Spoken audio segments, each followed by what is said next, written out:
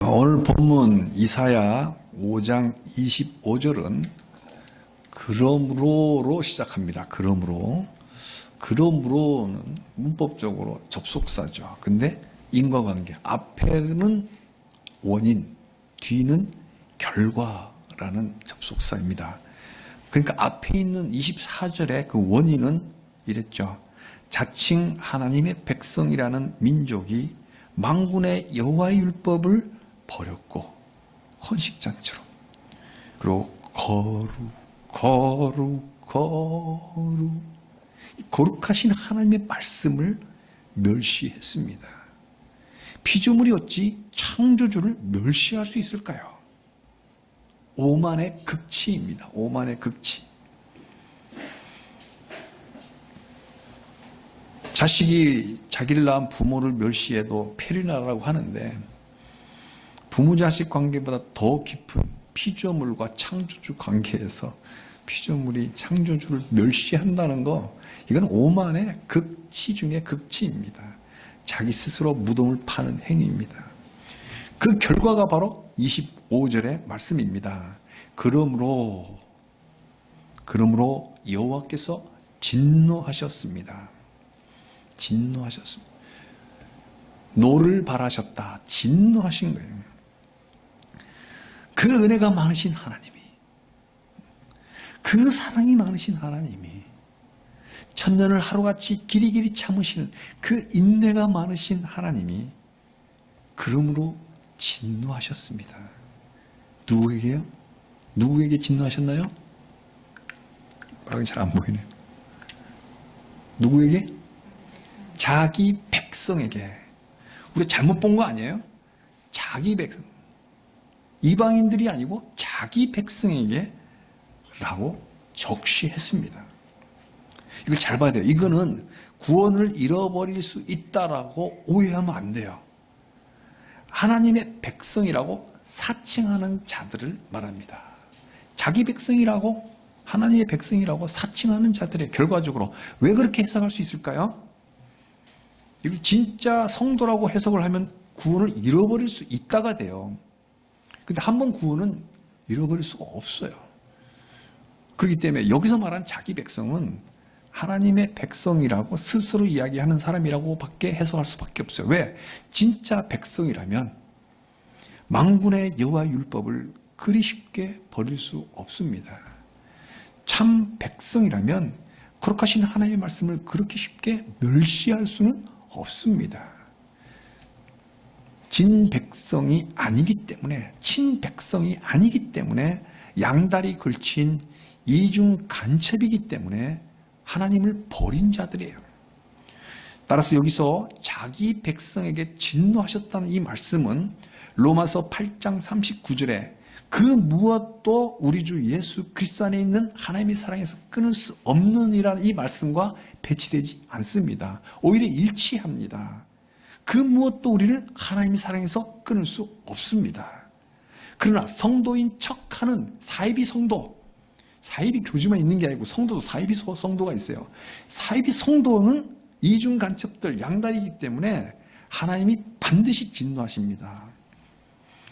양다리, 말로는 하나님을 섬긴다 하고 행동은 교회를 방해하고 교회를 박해하는 자들.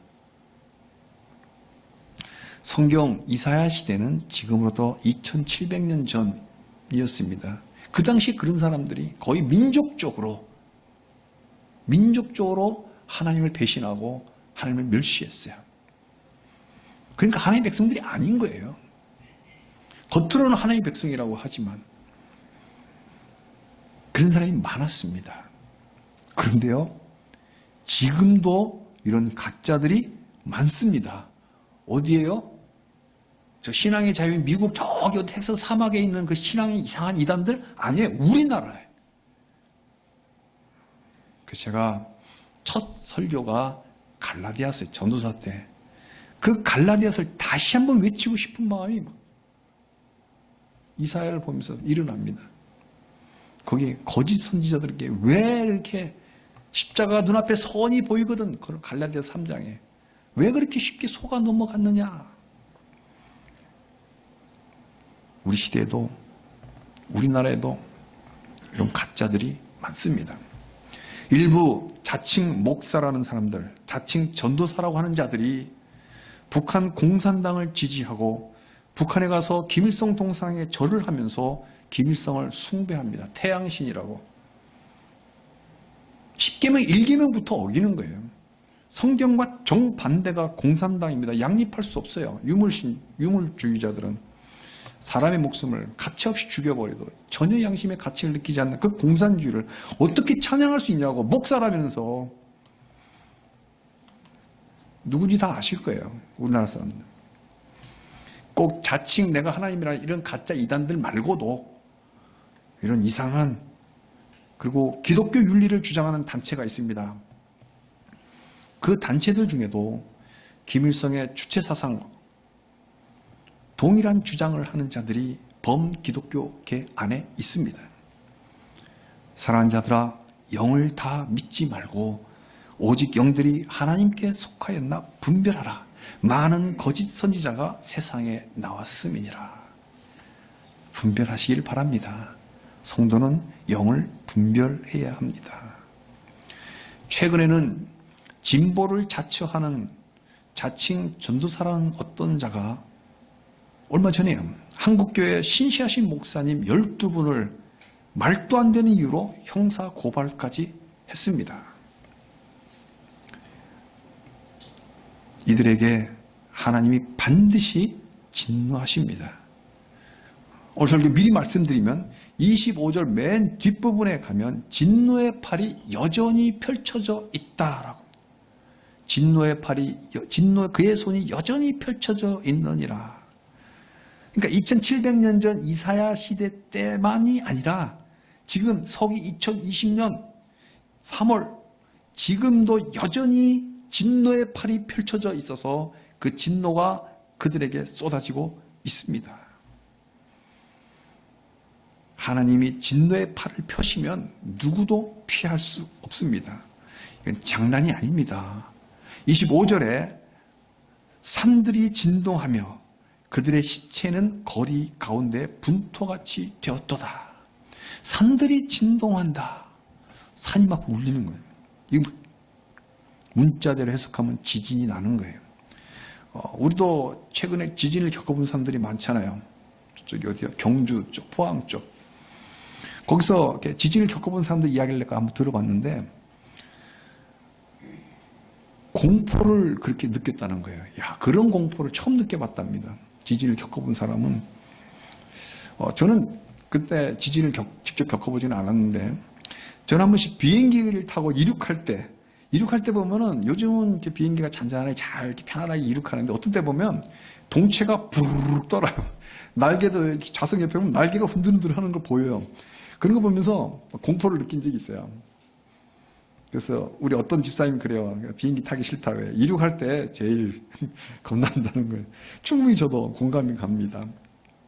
그런데 하물며 내가 발을 딛고 있는 이 디딤판인 땅이 흔들리고 갈라지고 막 주저앉으면 공포에 떨지 않을 사람은 없죠. 그렇다면 이걸 상징적으로 해석을 한다면 디딤판인 땅이 무너지니까 그 사람이 믿는 구석인 토대, 그의 토대를 하나님이 거두시는 진노입니다. 그가 건강을 믿고 있다면 건강을 걷어내시고 돈을 걷어내시고 세력으로부터 버림받게 하시고 권력을 걷어내는 재앙이 내려지는 거예요. 토대가 없어져 버리는 그런 진노를 반드시 내립니다. 그 다음 결국 시체로 변하는 거예요.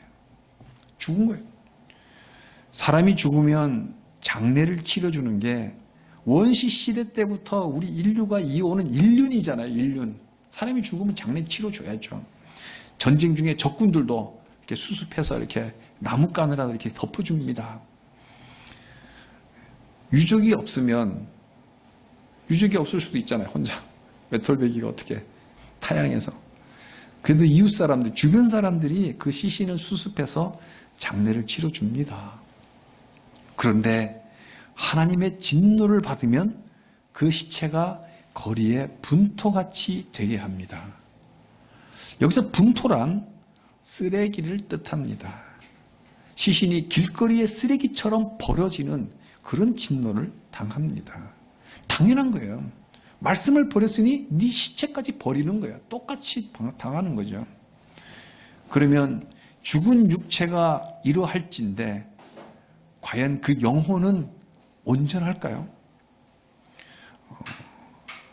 지난주 매일 성경 묵상에 지옥의 모습이 나왔습니다. 마가복음 9장 42절로 49절까지의 지옥이 나옵니다. 우리 매일 큐티하면서 말씀 나올 때 나오죠. 그 지옥의 모습이 어떻게 나오나요? 꺼지지 않는 불구덩이입니다. 그런데 예수님이 그 불구덩이를 잘 설명을 해줘요.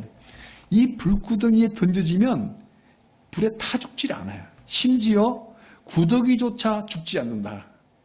구더기 보셨어요? 요즘 도시에서 자라는 사람들은 구더기 못 봤을 거예요. 옛날에 우리는 변소에 보면 구더기가 포글포글 많은 벌레들, 구더기조차 불에 타서 죽지 않는 그런 희한한 불이에요. 그 지옥불에 49절에 지옥에 떨어진 사람마다 불러서 소금 치듯함을 받으리라. 셰프들이 불고기 불 할 때 소금 막 치잖아요. 그 지옥불에 소금 치듯이 죽지도 않고. 어떤 사람은 이 말씀을 무섭다고 하는데 저는요 오히려 위로가 됩니다. 제가 몇 년 전 크리스마스 때 병상에 누운 어떤 할머니를 우리 성도님들과 함께 찾아가서 크리스마스 예배를 드리면서 그 성탄의 복을 나눈 적이 있습니다. 예배를 마치고 어떠시냐고 물으니까 대답이 의외였습니다. 나는 하나님이 무섭습니다. 성탄의 그 기쁨과 평화를 나눠주고 실컷 찬송하고 했는데 막상 물어보니까 하나님 무섭다는 거예요. 왜 그렇게 무서워요? 이 할머니 나름대로 구약 성경을 열심히 보신 거예요. 구약에 보니까 하나님이 사람들을 많이 죽이더라. 그러니까 무섭다. 그래서 제가 하나님의 백성은 예수님의 십자가 보혈로 구원받고 천국 가니까 안심하세요. 그렇게 복음을 전해준 적이 있습니다. 하나님은 사랑의 하나님입니다. 분명히 사랑의 하나님입니다. 그러나 우리 사랑의 하나님은 관역을 빗나간 화살, 다시 한 번 더, 관역을 빗나간 화살에 진노하시는 거룩하신 하나님입니다. 화살의 미션이 뭐예요? 관역을 맞춰야 되잖아요. 근데 빗나갔으면 미션에 실패한 거, 가야 할 길을 가지 않은 거, 그게 죄예요.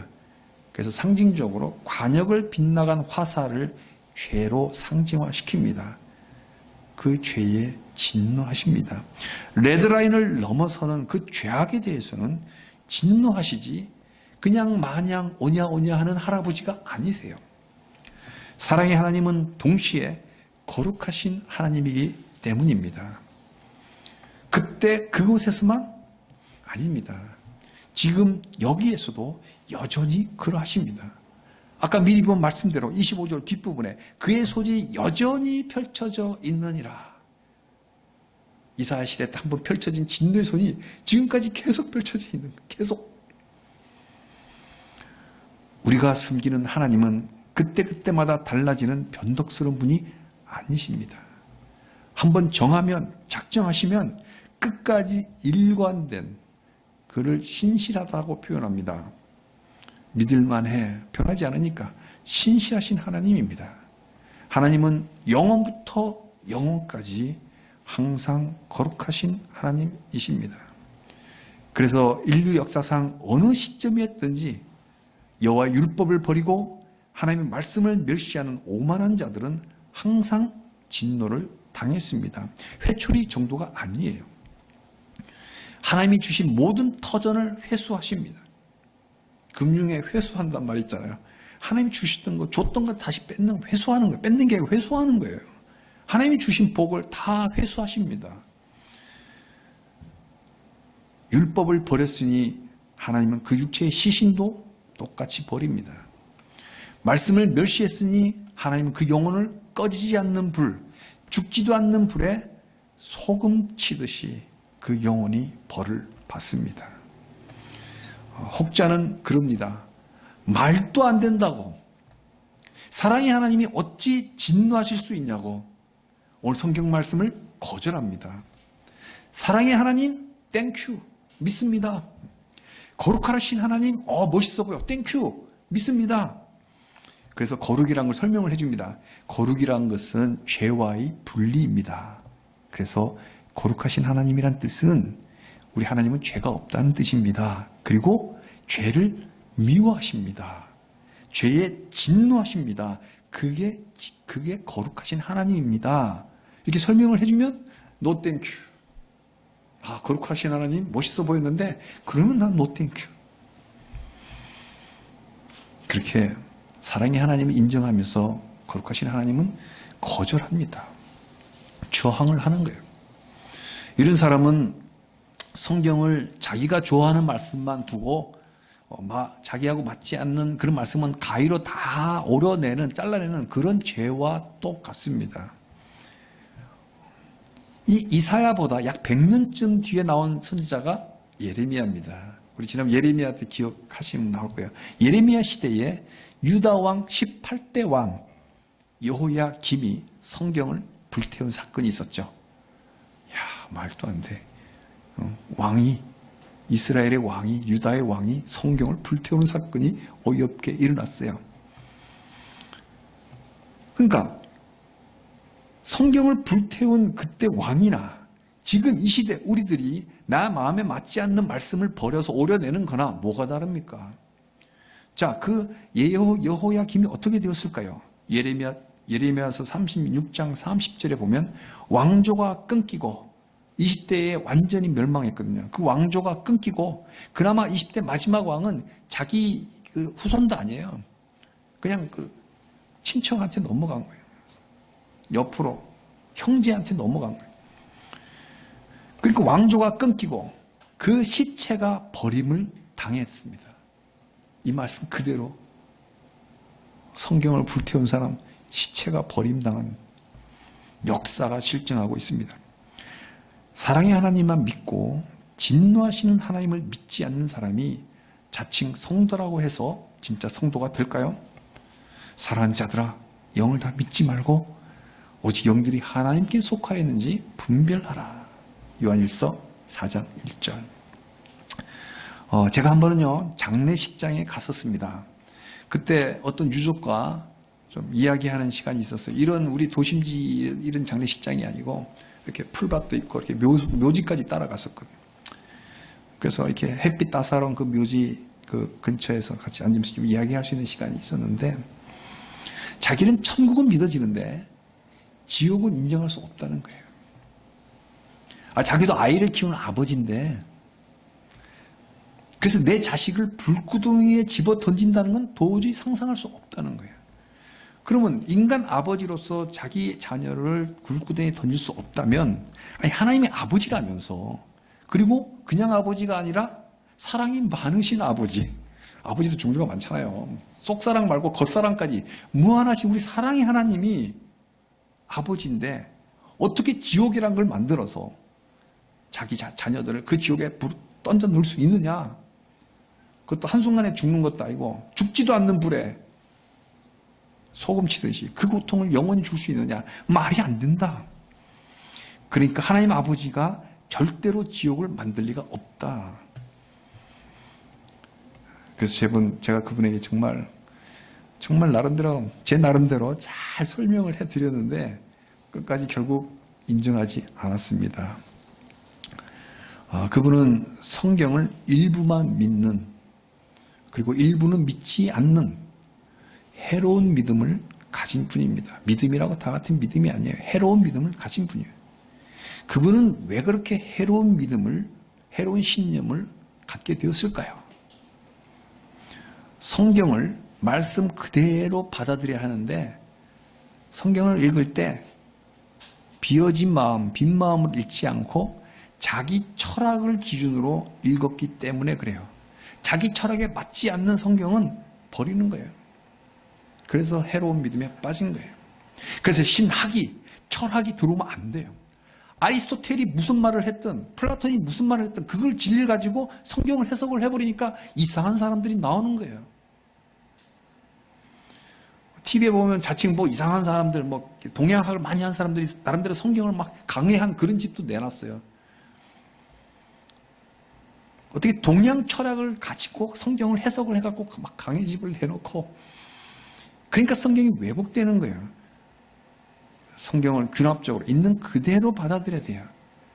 꼭 그렇게 철학적인 사상가가 아니라 하더라도 일반 시민이라도 자기 나름대로 살아온 철학이 있잖아요. 어떻게 아버지가 아들을 불에 넣을 수 있어? 이 철학을 딱 가지고 보니까 지옥은 없어.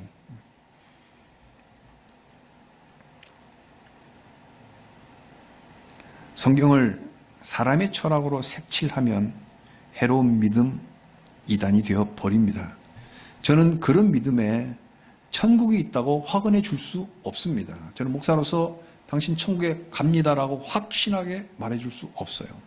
못 간다고 말하는 내가 할 수 없지만 확실하게 갈 수 있습니다라고 제가 확인서 써줄 수 없습니다.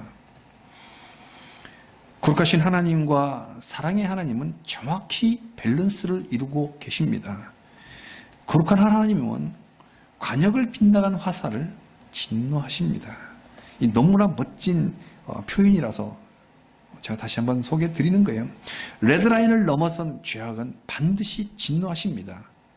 기회는 수도 없이 주셨어요. 근데 그래도 안 되면 최후의 심판, 지옥불에 떨어집니다. 맨 처음 에덴 동산으로 돌아가서 창세기 2장 17절 모든 열매 마음껏 먹으라. 그 대신 선악을 알게 하는 나무의 열매 이거는 먹지 마라. 네가 먹는 날에는 반드시 죽으리라. 기억하시죠? 옛날 버전 정령 죽으리라. 요즘 버전 반드시 죽으리라. 죄 지으면 반드시 죽으리라. 이게 에덴 동산에서부터 이미 이 사랑의 하나님, 생명의 하나님께서 주신 진노하심을 미리 야구하신 거예요. 먹지 말라고 말씀했는데 그 말씀 멸시하고 그 말씀 버리고 먹었으니까 반드시 죽으리라 진노를 당합니다. 그래서 이 창세기부터 요한계시록 끝까지 성경 66권 전체는 하나님은 거룩하시기에 죄에 진노하신다고 말씀하시고 계신데도 이거 인정하지 못한다면 그는 자칭 성도이지 사이비 성도이지 진짜 성도가 아닙니다. 그들은 십자가 사랑만을 주장합니다. 하나님이 세상을 이처럼 사랑하사 독생자를 십자가에 내어 주었으니, 그래서 우리를 구원하게 하셨으니 십자가 사랑 맞죠. 그러나 십자가는 사랑인 동시에 진노입니다. 얼마나 궤변입니까? 십자가는 사랑이다, 사랑만이다. 이 궤변 중에 궤변이에요. 무지하며. 왜? 십자가라고 하는 것은 죽음이잖아요. 심판이에요. 진노하신 거예요. 사랑하셨다면 십자가 없이 그냥 바로 구원하면 됐죠. 죄악에 대해서 진노를 십자가에 달리신 예수님께 다 쏟아내신 거예요. 하나님은 우리를 향한 죄인을 향한 그 진노를 예수님을 대신해서 예수님께 다 쏟아부은 거예요. 그 진노를. 그래서 예수님을 죽게 하셔서 심판하신 거예요. 우리의 죄값을 대신해서 예수님이 다 치렀기 때문에, 죄값을 치렀기 때문에 이제 무죄 속방되는 거예요. 그래서 예수님을 믿는 자는 누구든지 지옥불에서 구원받아 천국에 들어가는 원리가 바로 여기에 있는 거예요. 왜 내가 천국 갑니까? 죄인인데 죄값 치러야죠. 예수님이 대신 치러줬다고요.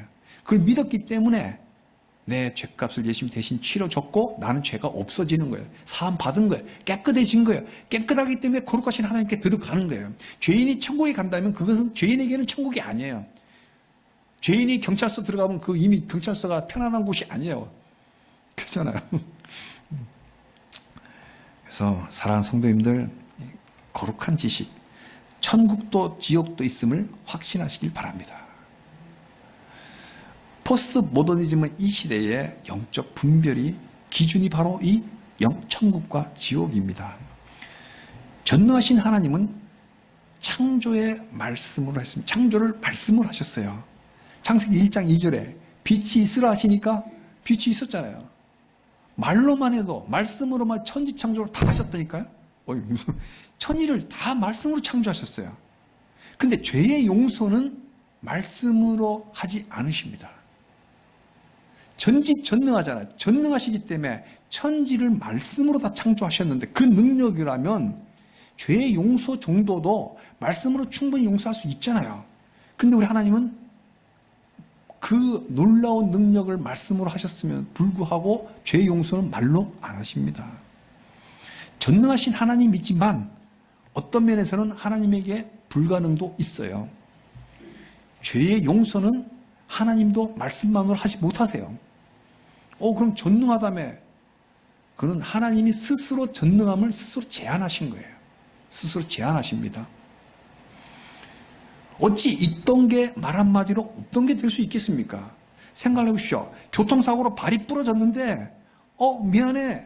그 말 한마디로 발 부러진 게 발 안 부러진 게 됩니까? 어떤 게 있던 게 없던 게 됩니까? 죄를 지었으면 반드시 죄값을 치르게 하십니다. 이게 거룩하신 하나님의 원리입니다. 하나님의 진노는 누구도 피하지 못합니다. 그래도 사랑이 많으시기에 하나님은 그 진노를 예수님께 쏟아 부으신 거예요. 정령 죽으리라. 에덴의 경고가 십자가 예수님께 쏟아졌고 우리 사람의 죄값을 예수님이 치르셨습니다. 그래서 인류의 모든 죄를 다 치르신 거야.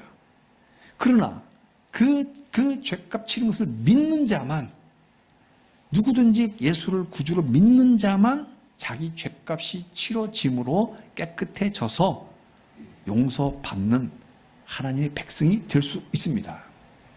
예수님의 십자가는 모든 인류의 죄를 다 짊어지고 대신 치렀지만 그것을 인정하고 믿는 자에게만 효력이 있습니다. 그래서 예수 믿는 자만 천국 가고 믿지 않는 자는 지옥 가는 거예요. 창조는 말씀으로 하셨지만 죄의 용서는 말씀이 아닌 죽음이라고 하는 그 죄값을 치러야만 해결하십니다. 히브리서 9장 22절 떠오릅니까? 피 흘림이 없은즉 사함이 없다. 10장 4절에 황소와 염소의 피가 능히 죄를 없이 하지 못한다. 제사 지냈잖아. 유효기간 최대 1년. 해마다 채소를 잡아야 돼. 그래서 죄 없는 그리스도가 어린 양이 되어서 십자가에 죽으심으로 죄가 없는 분이셨기 때문에 그는 한 번에 영원한 제사를 치른 거예요. 가톨릭은 지금도 계속 성체라고 그러면서 계속 예수님을 십자가에 미사 때마다 죽이시고 있어요. 우리는 개신교는 성경을 정확하게 알고 있기 때문에 성찬을 예수님 희생으로 보지 않습니다. 예수님의 십자가의 죽으심은 사랑의 증거만이 아니라 진노의 증거이기도 합니다. 십자가를 보면서 사랑만 이야기하지 말고 진노가 있습니까? 진노하셨으니까 죽었지. 근데 왜 죽였냐? 사랑하기 때문에, 구원하기 위해서. 그래서 사랑과 진노가 밸런스를 정확하게 맞는 거예요. 공의와 은혜가 정확한 밸런스를 이룹니다.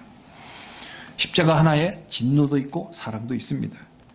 그래서 천국도 있고 지옥도 있는 겁니다. 이를 믿으시길 바랍니다. 믿으시고 제가 그분을 다시 한번 꼭 좀 만났으면 좋겠어요. 지옥이 없다는 거예요. 또 하나 오늘 이 말씀에서 새겨야 할 말씀은 맨 마지막에 그의 소리 여전히 펼쳐져 있느니라. 영원히 유효한 말씀입니다. 악한 자들에게는 하나님이 진노하시는 팔이 지금만 펼쳐져 있는 게 아니라 우리의 대대로 주님 다시 오실 그날까지 펼쳐져 있습니다. 그래서요, 저는 이 무서운 말씀이 너무나 위로가 되는 말씀이에요. 너무나 위로가 돼요. 왜? 돌아가는 현실을 이렇게 보면 볼수록 악을 선하다 하며 선을 악하다 하는 말 장난꾼들이 판을 치는 흑암의 시대입니다. 권력자가 사슴 보고 말이라고 하면 모두들 그 후환이 두려워서 자기 양심을 팔아먹고 사슴을 말이라고들 하는 그런 어둠의 시대예요. 진실을 말하는 언론을 찾아보기 어려운 시대입니다. 과연 우리나라는 민주주의일까요?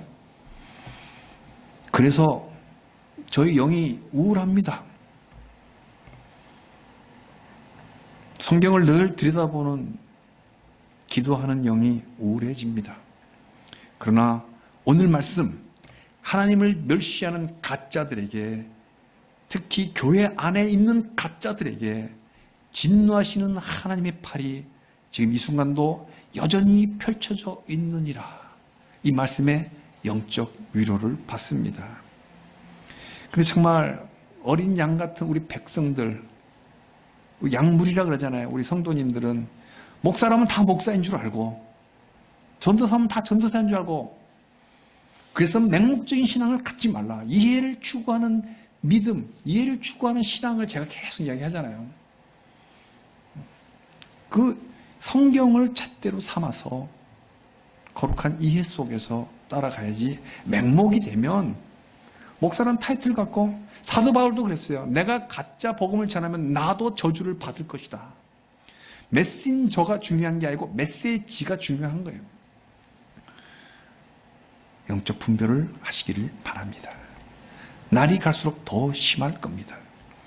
사랑하는 성도님들, 세상이 어두울수록 새벽이 가까운 법이니 희망을 가집시다. 다만 우리 다음 세대가 밝고 자유로운 세계를 마음껏 좀 누리며 마음껏 하나님 경외하며 하나님 나라를 세워가는 이 사명을 대를 이어서 즐거워하면서 살아가는 그 삶을 좀 물려주고 싶은데, 악한 무리들이 그 어느 때보다도 우는 사자와 같이 으르렁거리기 때문에 참 우울합니다. 그러나 그 사자의 발을 하나님이 묶어 놓으셨습니다. 지나간 역사상 태평성대 시대보다 난세가 사실 더 많았습니다. 그래서 사실 저희 세대는 태평성대를 누린 세대예요. 그래서 태평성대만 더 이상 바라지 말고 우리 세대의 난세가 다시 온다 하더라도 오늘 말씀 진노하시는 하나님으로 위로받고 이 땅에서의 거룩한 전투를 기쁘게 싸우며 하나님 나라 새 창조에 참여합시다. 제가 어릴 때 늘 보던 TV 드라마가 컴뱃이라는 게 있었어요. 전투, 월남전. 그 시간만 되면 그것만 봤어요. 멋모르고 봤는데 그걸 영적 전투로 봤을 때 그게 꼭 호전적인 것이 아니라 악한 것을 미워하는 거룩하신 하나님의 속성을 닮았기에 악과 싸우고 그것이 진정한 사랑의 실천임을 배우며 살아갔으면 좋겠습니다. 그래서 말씀드립니다. 한 영혼이라도 천국과 지옥을 알려주어서 한 영혼이라도 그의 남은 여생을 이 땅을 하나님의 백성으로 정결하게 살다가 영원한 천국에 들어가는 이 천국 소망. 그래서 오늘 찬송들을 다 천국 소망으로 선곡을 해서 불렀습니다. 이 천국에 다시 다 들어갈 수 있도록, 그리고 우리는 이 거룩한 사명을 기쁘게 살아가시기를 우리 성도님들 주님의 이름으로 축복합니다. 아멘.